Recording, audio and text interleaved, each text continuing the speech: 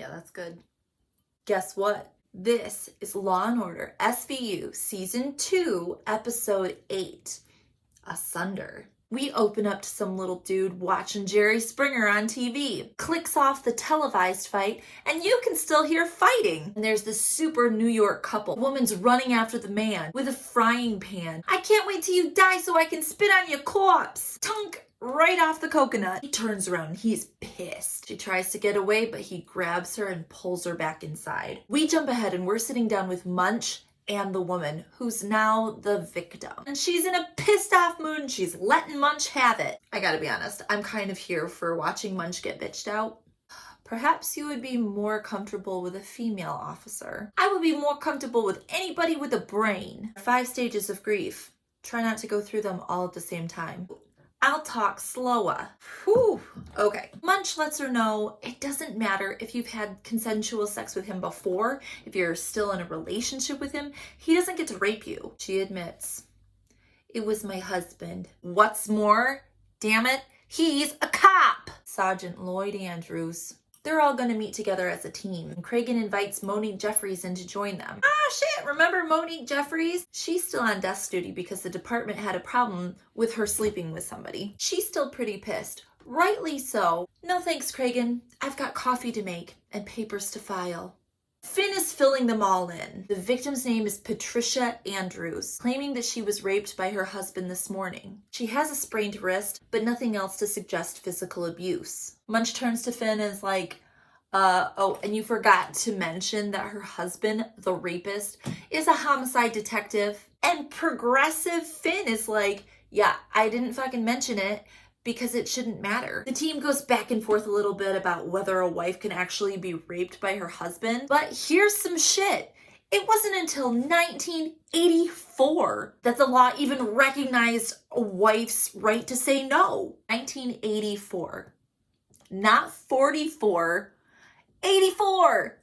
That is some bullshit. Okay, Benson and Stabler, you go talk to the neighbor. Munch and Finn, you keep talking to the victim. Reagan's gonna go talk to the powers that be to try and keep SVU out of the shitter because he's a cop. So the neighbor from the beginning is kind of filling Benson and Stabler in. Yeah, he's seen the cops get called a few times. The husband pulls him off to the side. He talks to him and then they leave. He also corroborates Patricia's story.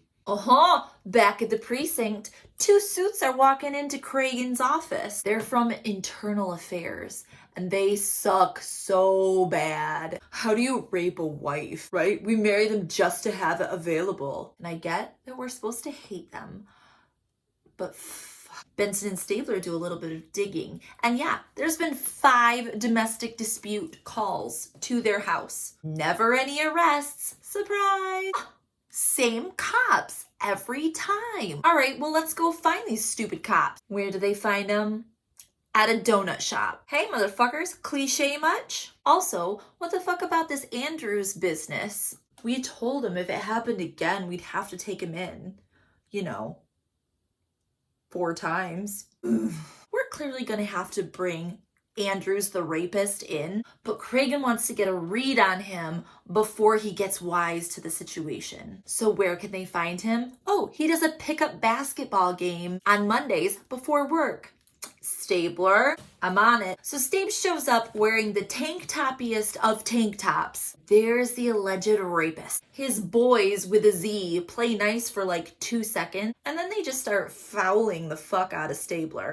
Cheap shot to the nose. Stabler realizes, they're on to me. But Lloyd Andrews does volunteer to come in and talk to Stabler. We're back at the precinct. Then Cragen gets a phone call. It's assault with a deadly weapon. We get to the residence and they're still fighting in the streets. She's apparently cut him with a kitchen knife. She grabs and throws a police baton at him. And he says, I could do you without leaving a mark. Yeah. It's time to bring these 2 in. But before we can get in and talk to him, the suits are back and they're pissed at Cragen. Why aren't you handling this better? But Cabot's there too, because best friends hang out, and when they turn their nasty rat questioning at her, she calmly and with an even tone verbally reaches out, grabs their testicles, twists them off, puts them in a jar, and hands them back to them. They leave not being able to say anything, and Cragen's like, holy shit, that was the fucking coolest thing I've ever seen.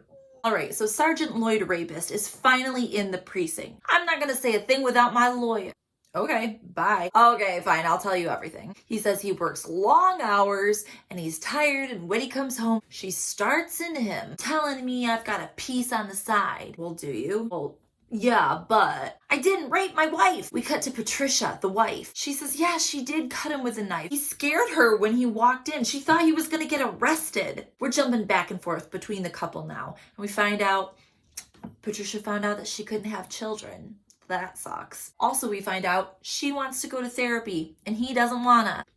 And behind a two-way mirror, Cabot and Cragen are sitting there watching. Cragen says, what do you think? Cut him loose. For real? You realize if we let him go, we're telling every wife that gets raped by her husband that she also better get beat up to prove it happened. I'm sorry, I don't have enough to even get past a grand jury. They walk out into a crowd of Andrew Lloyd's work buddies, yay, other cops, and Cragen comes face to face with Trailer Park Cheap Shot. Cragen's like, get the fuck out of my precinct before I file a complaint with your lieutenant. Bitch, who do you think sent me? Is my boy pinched or not?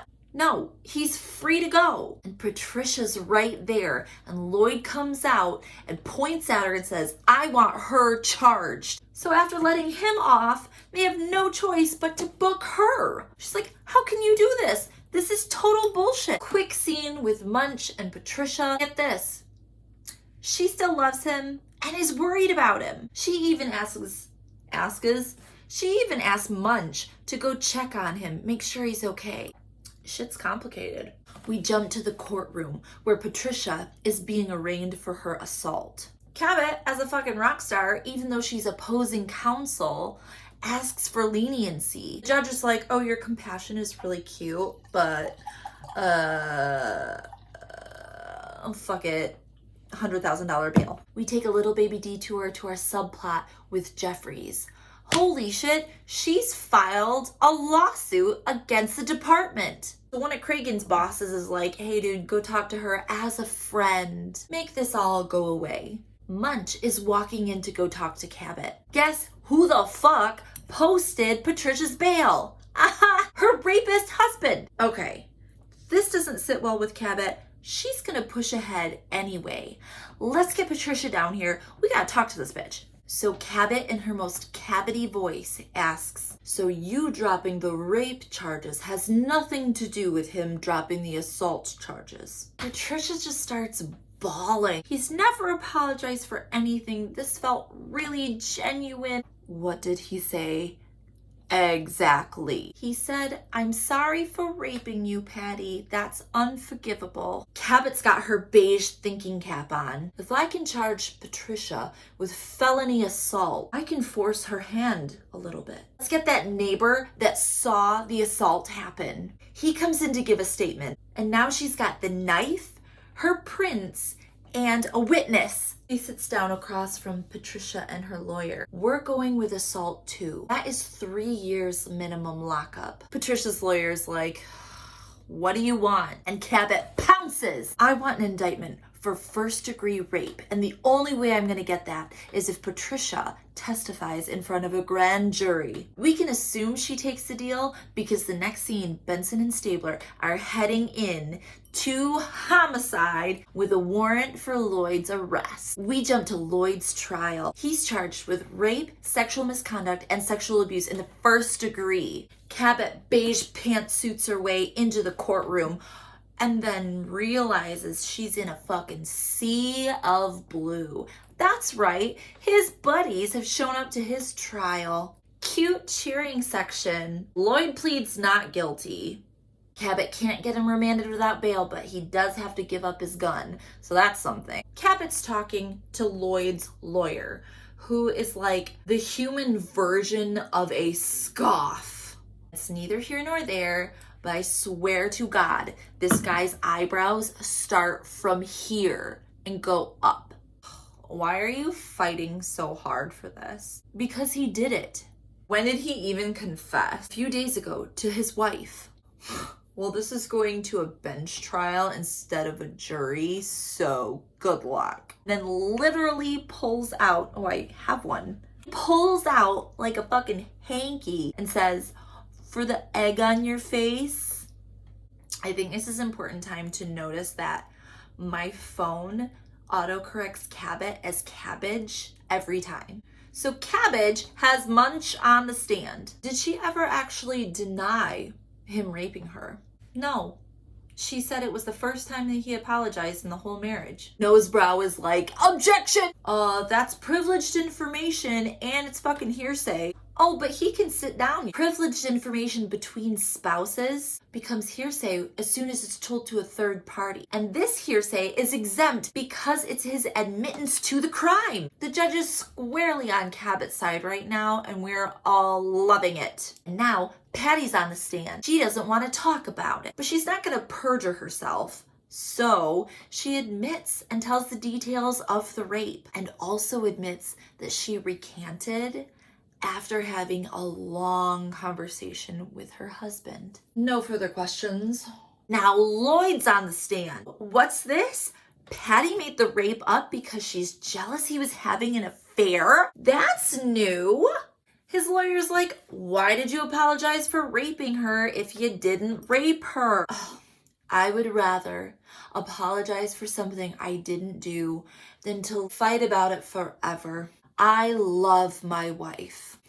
Cabot's turn. Did you or did you not tell your wife that you could do her without leaving a mark? Oh shit, he doesn't want to answer. Cabot presses him and then he freaks out. That heifer said she was gonna torch me. What do you want me to do? And that heifer is supposed to be the woman that you love? Nothing further. I'm going to go do my victory lap. It's in recess, and Cabot's eating a sexy-ass sandwich. Scoff attorney pokes his head in and wants to make a deal. No, fuck no. Sometimes I get mad at my wife and I want to kill her.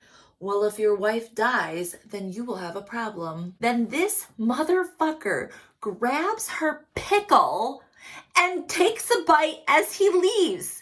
Who steals a pickle? Quick detour to that conversation that Cragen's supposed to have with Jeffries. It doesn't go well. We'll come back to it in a minute. Jump back to the courtroom and we're about to hear the verdict. Judge is waxing poetically about rape. Yes, spousal rape exists, but without injury, there's no way for the court to prove it. Motherfucker is found not guilty on all charges. Munch is so pissed. Well, that was a fucking waste of time. Cabot's like, no, hang on.